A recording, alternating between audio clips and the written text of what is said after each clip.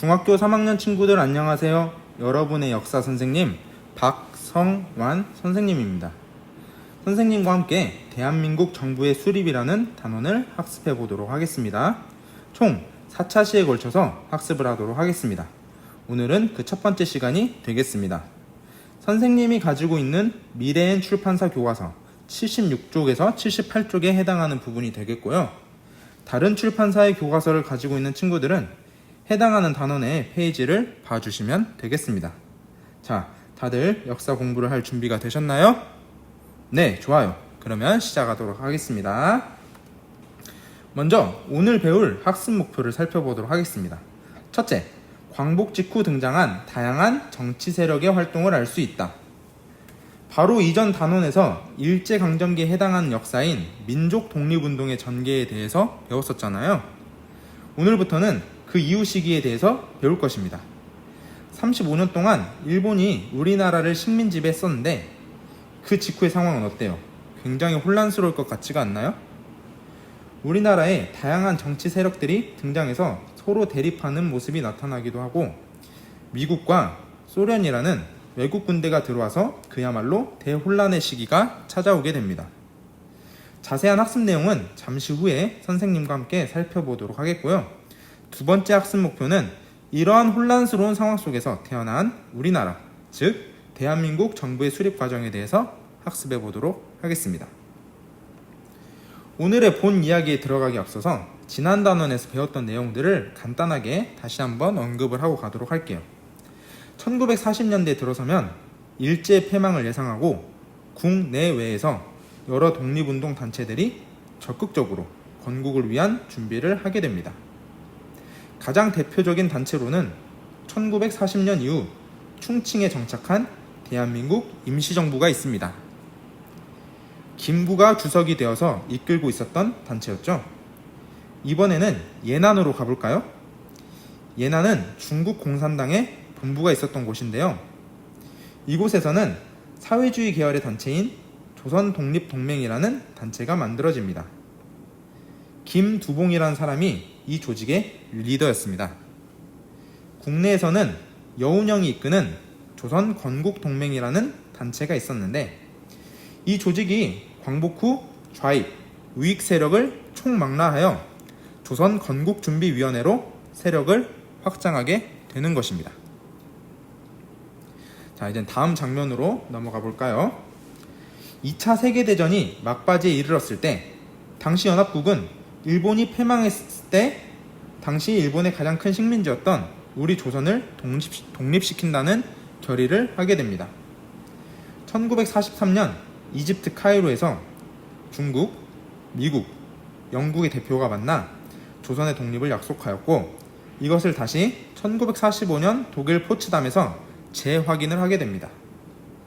2차 세계대전 당시 추축국이었던 이탈리아, 독일이 차례로 무너지고 이젠 일본만 남게 되었는데요. 끝까지 저항하던 일본에 미국은 원자폭탄 2방을 투하하여 일본을 강제로 항복을 하게 합니다.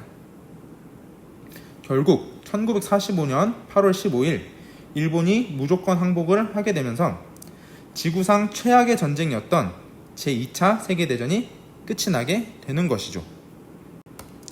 1945년 8월 15일은 전 세계적으로는 제2차 세계대전이 끝난 날이지만 우리에게 있어서는 35년 동안 빼앗겼던 주권을 회복한 날이 되겠죠. 그래서 8월 15일을 우리가 광복절이라고 하는 것입니다. 온 국민들이 대한독립 만세를 외치며 기뻐했을 것입니다. 자, 선생님이랑 다시 한번 정리를 해볼게요. 1940년대 후반이 되면 제2차 세계대전에서 연합국이 승기를 잡게 되고 연합국의 대표들이 일본의 패망 시 한국의 독립을 약속하게 됩니다. 그리고 미국의 원폭 공격으로 인해 1945년 8월 15일 일본은 무조건 항복을 하게 되고 우리나라는 빼앗긴 주권을 다시 되찾게 되는 것이죠. 그리고 국내에서는 여운형이 이끌고 있었던 조선건국동맹이 조선건국준비위원회로 세력을 확장하게 됩니다. 여러분, 여기까지 이해가 잘 되시나요? 네, 좋아요. 그럼 다음으로 넘어가 보도록 하겠습니다. 이렇게 정신없이 우리나라가 광복을 맞이하게 되고 이제 행복한 일만 기다리고 있을 줄 알았는데 상황은 우리가 원하는 방향대로만 진행되지는 않았습니다. 미국군과 소련군이 한반도에 남아있는 일본군의 무장 해제를 이유로 각각 38도선 이남과 이북을 분할 점령하기로 결정했기 때문입니다. 따라서 우리 민족의 의사와 상관없이 우리 국토에 북위 38도선을 기준으로 남과 북으로 나뉘게 되었고 국내의 여러 정치 세력의 목소리와 함께 한반도 전국은 더욱 복잡해져 가고만 있었습니다. 이러한 복잡한 상황 속에서 1945년 12월 러시아 모스크바에서 미국, 영국, 소련의 외무장관들이 한반도 문제를 해결하기 위해 회의를 개최하게 됩니다. 이것을 모스크바 3국 외상회의라고 하는데요. 이 회의에서 결정된 사항은 다음과 같습니다. 첫 번째는 한반도에 하루속히 임시정부를 수립할 것과 두 번째는 이 임시정부를 논의하기 위해 1945년 당시 한반도를 분할 점령하고 있었던 미국과 소련이 실무회의를 개최할 것, 즉 미소 공동위원회를 설치할 것. 세 번째는 임시정부 설치와는 별개로 미국, 영국, 소련, 중국 이 4개의 나라가 최대 5년간의 신탁 통치를 할 것 등입니다. 여기서 신탁 통치란 어떠한 나라가 스스로 나라를 이끌어갈 능력이 없다고 판단되는 경우 국제연합의 감독 아래 일부 강대국들이 보호하고 대신 나라를 운영해준다는 것을 의미합니다. 이것이 모스크바 3국 외상회의의 당시 사진 자료 모습이 되겠고요. 이렇게 러시아 모스크바에서 결정된 이 내용들이 국내에 전해지자 우리 민족은 결탄코 신탁 통치는 있어서는 안 된다. 그러니까 이 신탁 통치를 제2의 식민지배로 받아들였던 것이죠. 즉 신탁 통치 반대 의사를 분명히 하였습니다. 특히 김구와 이승만을 중심으로 한 민족주의 계열의 우익 진영에서는 신탁 통치 반대 운동을 대대적으로 전개하였습니다. 사회주의 계열로 대표되는 좌익 진영 역시 처음에는 신탁 통치를 반대하였으나 후에는 임시정부 수립을 요구하면서 모스크바 3국 외상회의의 결정 내용을 지지하는 운동을 전개하였습니다. 이렇게 우리 민족의 여론도 두 갈래로 나뉘게 되면서 아까 그 민족주의 계열의 우익 진영과 사회주의 계열로 대표되는 좌익 진영의 입장 차이는 더욱 커져서 격렬한 대립으로 이어지게 되었습니다.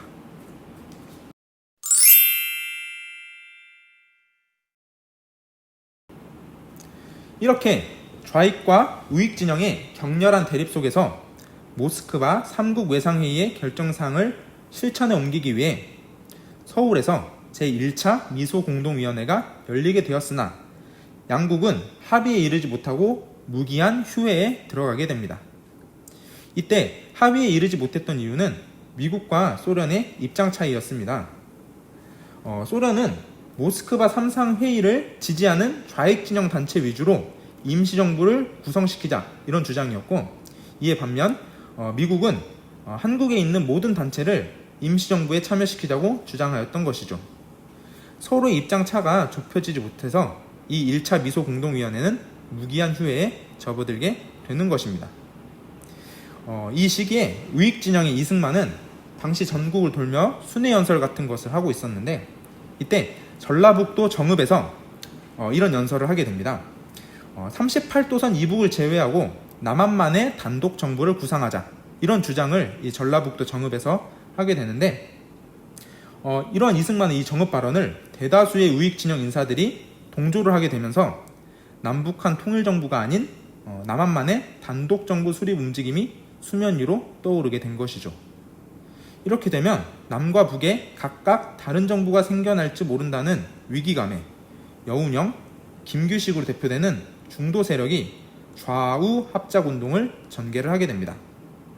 이들은 이념의 대립을 넘어서 통일정부 수립을 목표로 활동하였지만 주변 세력의 방해와 여러 가지 이유로 인해서 그 뜻을 이루지 못하게 됩니다. 이듬해 미국과 소련이 다시 테이블 앞에 모여 제2차 미소 공동위원회가 다시 열리게 되지만 이때는 전 세계적으로 미국과 소련의 사이가 굉장히 안 좋았었어요. 이걸 냉전이라고 하는데 이 냉전이 심화되면서 회의 자체가 완전 결렬되게 됩니다. 이제 완전 철천지 원수 사이가 된 미국과 소련은 서로 얼굴을 맞대는 것조차 원하지 않았고 미국은 이 복잡한 한반도 문제를 국제연합, 즉 유엔에서 해결해 줄 것을 요청하게 됩니다. 유엔에서는 인구 비례에 의한 남북한 총선거를 통해 한국의 정부를 세울 것을 결의합니다. 총선거를 준비하기 위해 유엔 한국임시위원단이 파견되었지만 소련과 북한은 이들의 방북을 거절하였습니다. 그렇다면 왜 소련과 북한은 이 유엔 임시위원단을 왜 거절하였을까요? 그 이유는 바로 인구 비례에 의한 선거, 다시 인구 비례에 의한 선거를 통해 정부가 수립이 되게 되면 소련과 북한에게 불리한 정부가 세워질 것으로 생각했기 때문입니다. 당시 38도선을 기준으로 남한의 인구가 대략 2천만이었고 북한의 인구가 1,000만 정도였기 때문에 이렇게 선거가 진행이 되면 소련과 북한이 원하는 체제인 사회주의, 공산주의 정부가 세워지지 못할 것을 염려했던 것이죠.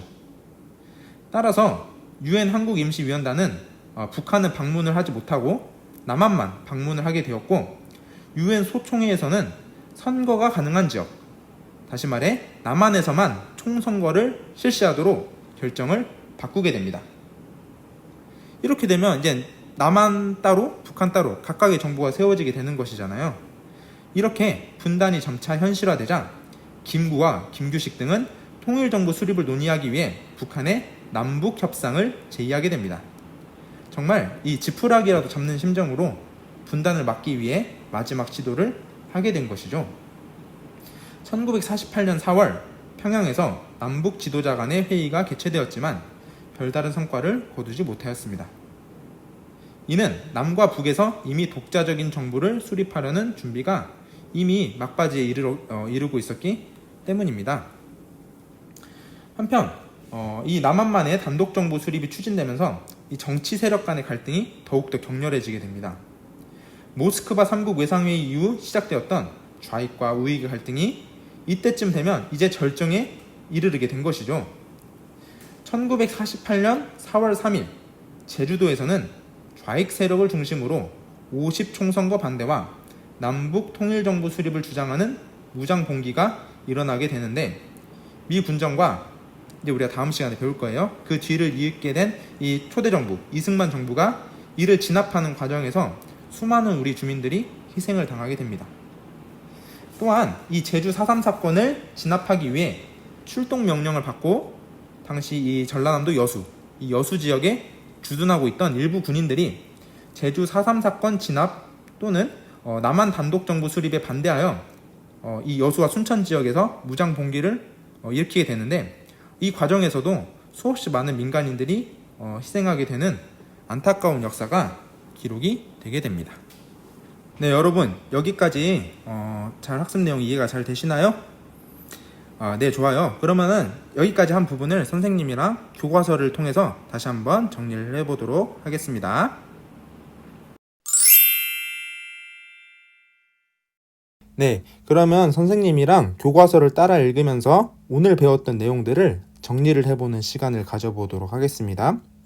선생님이 가지고 있는 미래엔 출판사의 역사 교과서로는 페이지 76쪽부터 페이지 78쪽에 해당하는 부분이 되겠고요. 혹시 여러분들이 다른 출판사의 교과서를 가지고 있다면 이 해당하는 단원에 페이지를 펴주시면서 같이 따라 읽으면 되겠습니다. 네, 선생님이 읽어보도록 할게요. 우리 민족이 광복을 맞이하다. 제2차 세계대전에서 일본이 패배하면서 우리 민족은 1945년 8월 15일 광복을 맞이하였다.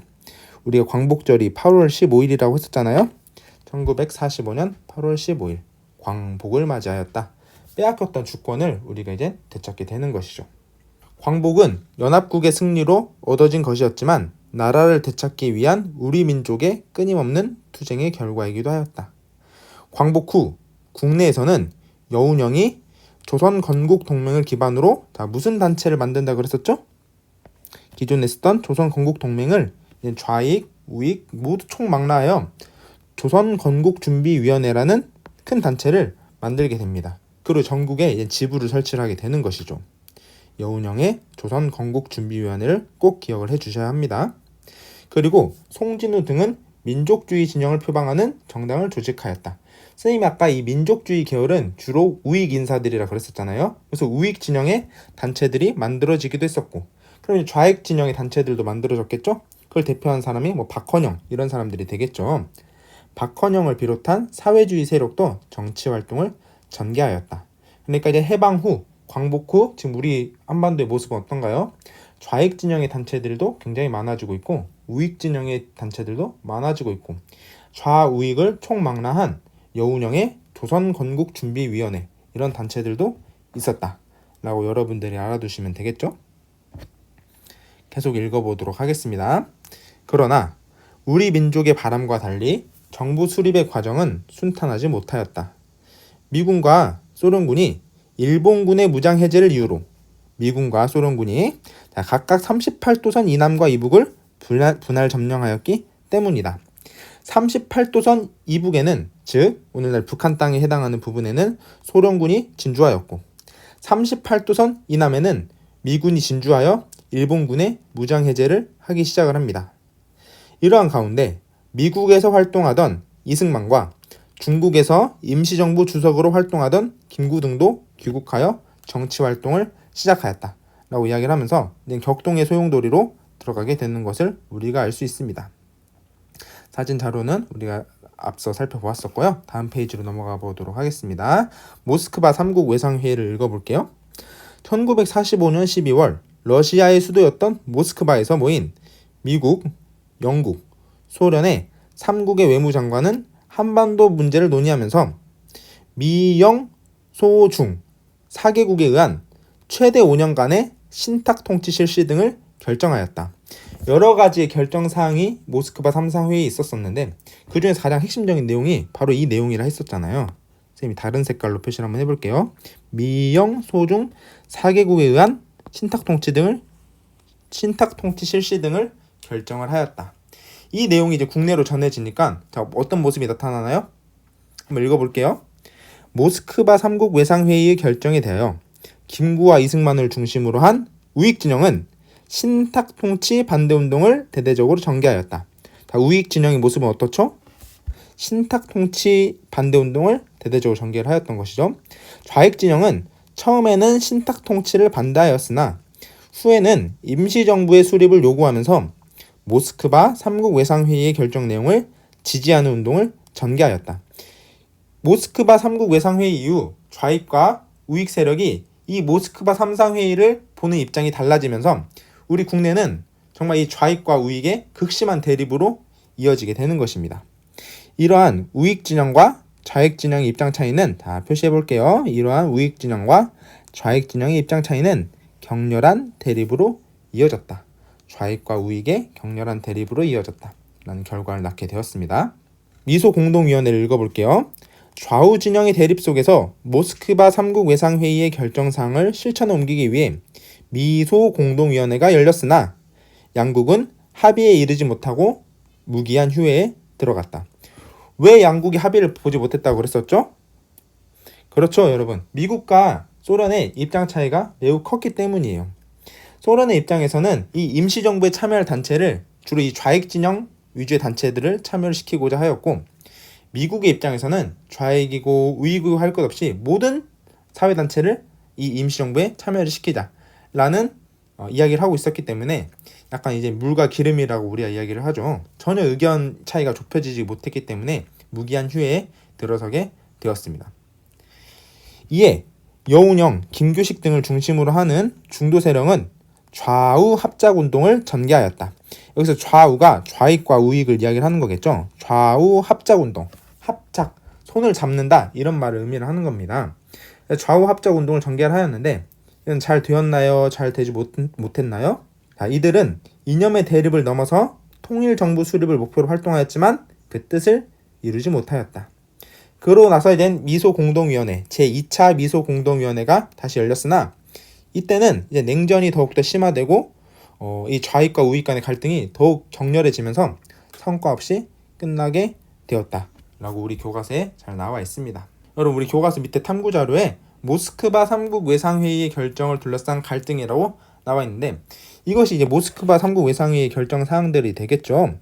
조선 임시 민주주의 정부 수립, 미소 공동위원회 설치, 그리고 가장 중요했던 신탁 통치 실시, 이런 내용들이 들어가다 보니까 이 신탁 통치에 대한 이 조항을 둘러싸고 좌익과 우익 간의 대립이 격렬해졌다라고 여러분들이 잘 알아두시면 되겠습니다. 네, 다음 페이지로 넘어가도록 할게요.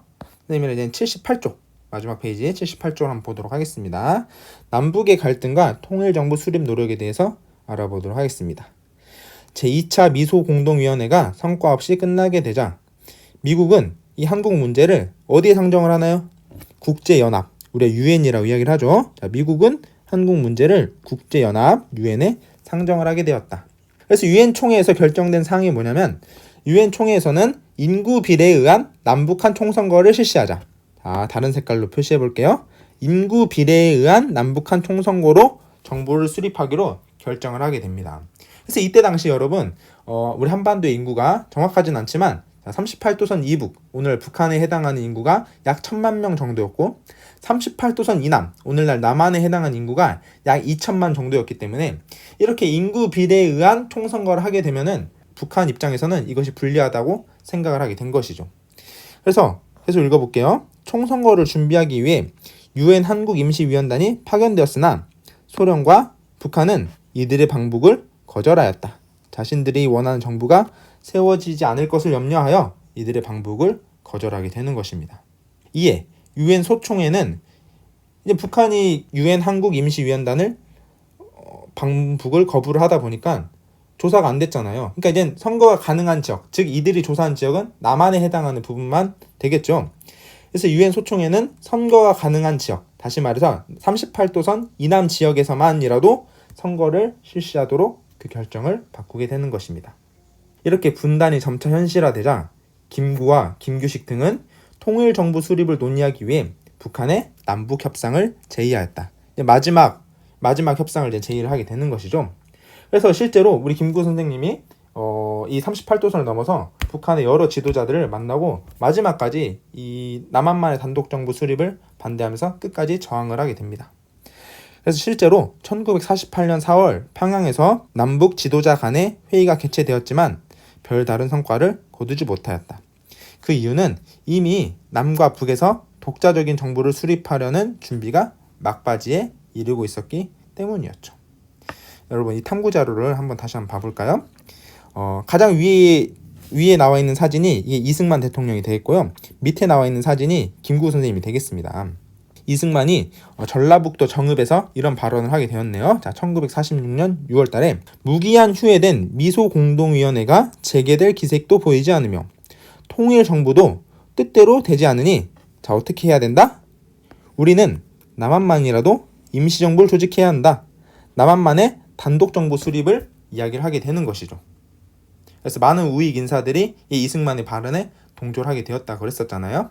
그러고 나니까 이제 정말 분단이 현실화되고 고착화될 것 같으니까 자, 이 김구와 김규식 등 이 중도 세력이 자, 마지막으로 남북 협상을 시도하였다고 했었잖아요.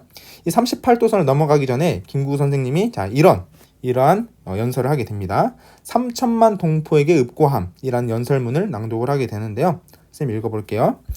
나는 통일된 조국을 건설하려다가 38도선을 베고 쓰러질지언정 일신의 구차한 안위를 위해 단독정부 수립을 하는 데는 협력한다, 협력하지 않는다? 협력하지 않겠다. 즉 김구는 자, 뭘 주장을 하고 있는 겁니까?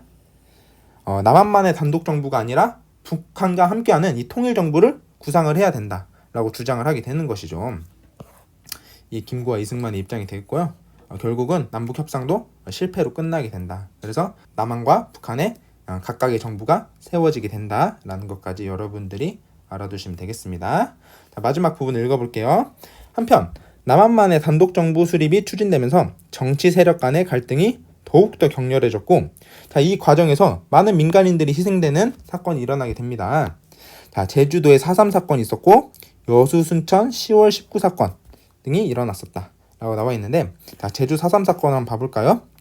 1948년 4월 3일 제주도에서는 좌익 세력을 중심으로 50 총선거 반대와 남북 통일정부 수립을 주장하는 무장 봉기가 일어났다.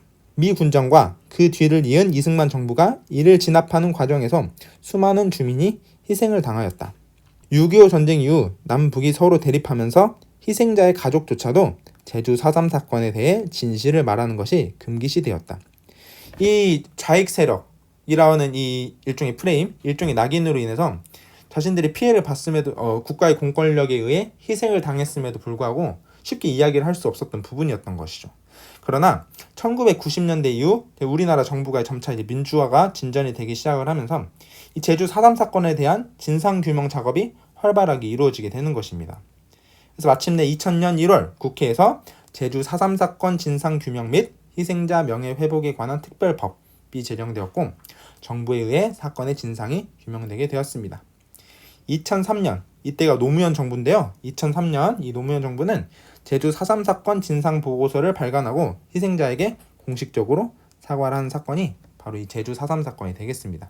이와 연관된 사건이 여수 순천 10월 19 사건도 있었다고 그랬었죠. 그래서 이 제주 4.3 사건과 여수 순천 10, 19 사건은 이 남한만의 단독정부 수립에 반대한 우리 민족의 저항, 단독정부 수립 반대 운동으로 여러분들이 기억을 해주시면 되겠습니다. 그래서 여기까지 해서 오늘 배웠던 내용들을 선생님이랑 교과서를 통해서 읽어보았습니다. 네, 지금부터는 오늘 배운 학습 내용을 선생님과 함께 빈칸을 채우면서 정리를 해보도록 하겠습니다. 가장 먼저 1945년 8월 15일 우리가 광복을 맞이하는 모습을 볼 수 있었죠? 그 배경에는 우리 민족의 끊임없는 독립투쟁과 제2차 세계대전에서 연합국의 승리가 있었습니다. 이로 인해서 우리가 이제 광복을 맞이하게 되고 광복 이후에 다양한 단체들이 나타나게 되면서 우리 정부를 세우려는 정부 수립 노력이 나타나기 시작을 합니다. 가장 대표적인 단체로는 여운형이 이끌고 있었던 조선건국준비위원회라는 단체들이 있었고요. 그 외에 민족주의 진영, 우익 계열에서 만들었던 단체들도 있었고 사회주의 세력, 즉 좌익 세력에서도 만들었던 단체들이 있었습니다. 하지만 상황은 녹록지 않게 진행이 되었었는데요. 일본군의 무장 해제를 명분으로 미군과 소련군이 우리나라에 진주를 하기 시작을 합니다. 들어오게 되는 것이죠. 이로 인해서 38도선, 북위 38도선을 기준으로 미군과 소련군이 각각 남쪽, 북쪽에 위치를 하게 되는 것이고요. 1945년 12월에는 러시아 모스크바에서 미국, 영국, 소련의 외무장관들이 한반도 문제를 논의하기 시작을 합니다. 이것을 모스크바 3국 외상회의라고 하는데요. 이곳에서 결정된 사항이 임시민주정부 수립, 미소공동위원회 설치, 그리고 미영 소중에 의한 신탁통치를 실시할 것 등이었습니다. 이 중에서 이 신탁통치 실시 내용이 국내에 전해지게 되자 우익과 좌익 진영이 각각 입장을 달리하면서 극심한 대립에 빠져들게 되는 것이죠. 주로 우익 진영은 신탁통치 반대 운동을 격렬하게 전개하였고 좌익 진영 역시 처음에는 반대하였으나 점차 시간이 흐르면서 이 모스크바 3국 외상회의 결정 내용을 총체적으로 지지하는 입장으로 선회를 하게 되는 것이죠. 그래서 좌우 대립이 심화되었다라는 모습까지 우리가 살펴볼 수 있었습니다. 그리고 나서 세 번째로 보았던 주제가 이 정부 수립을 둘러싼 갈등을 우리가 볼 수 있었습니다. 모스크바 3국 외상회의의 결정사항을 실현을 하기 위해 서울에서 미소공동위원회가 개최되었었죠. 이 미소공동위원회, 제1차 미소공동위원회에서 임시정부 수립을 위한 협의단체 선정 문제를 가지고 토의를 했었는데 미국과 소련의 입장 차이가 너무 크다 보니까 이것은 무기한 휴회로 빠져들게 됩니다. 그러고 나서 좌익과 우익 세력을 다시 한번 통합을 하자라는 좌우 합작운동이 전개되기 시작을 하는데 이것 역시 잘 진행이 되지 못하였던 것이죠. 이듬해 1947년에 제2차 미소공동위원회가 다시 열렸으나 이것은 완전 결렬되게 되는 것입니다. 그리고 나서 미국이 이 한반도 문제를 낸 국제연합, 유엔에 상정을 하게 되는 것이죠. 그래서 유엔 총회에서는 어떤 식으로 결정을 냈냐? 인구 비례에 의한 남북한 총선거를 통해 정부를 수립할 것을 결정합니다. 하지만 소련과 북한이 이 인구 비례에 의한 남북한 총선거를 반대를 하면서 유엔 한국임시위원단의 방북을 거부하게 되고 결국 유엔 소총회에서는 선거가 가능한 지역, 다시 말해서 남한에서만 총선거를 해서 정부를 수립할 것을 결정을 하게 되는 것입니다. 이렇게 되면 정말 남과 북의 각각의 정부, 우리가 정말 남과 북으로 나뉘게 되는 것이잖아요. 그래서 김구와 김규식 등이 통일정부 수립 논의를 위해 북한에 마지막 제의를 하게 되는 것입니다. 이것을 남북협상이라고 이야기를 하게 되었고요. 여러 차례 회의를 하였으나 결국 이 또한 성과를 거두지 못하였습니다. 단독정부 수립 반대 운동으로 대표적으로 볼 수 있었던 사건이 제주 4.3 사건과 여수 순천 10.19 사건이 있었습니다. 여러분, 이렇게 해서 오늘 배웠던 내용들을 정리를 해보았습니다. 이것으로 오늘 학습할 내용이 모두 끝났습니다. 수업이 끝나면 오늘 배웠던 내용들을 꼼꼼하게 복습을 해주시기 바랍니다. 다음 시간에는 오늘 배웠던 내용에 이어서 대한민국 정부를 수립하다 라는 주제를 가지고 선생님과 계속해서 역사학습을 해보도록 하겠습니다. 오늘 또 선생님과 함께 역사 수업 진행하느라 굉장히 수고가 많으셨고요. 우리는 다음 시간에 또 재미있게 역사학습을 해보도록 하겠습니다. 모두들 수고하셨습니다. 안녕.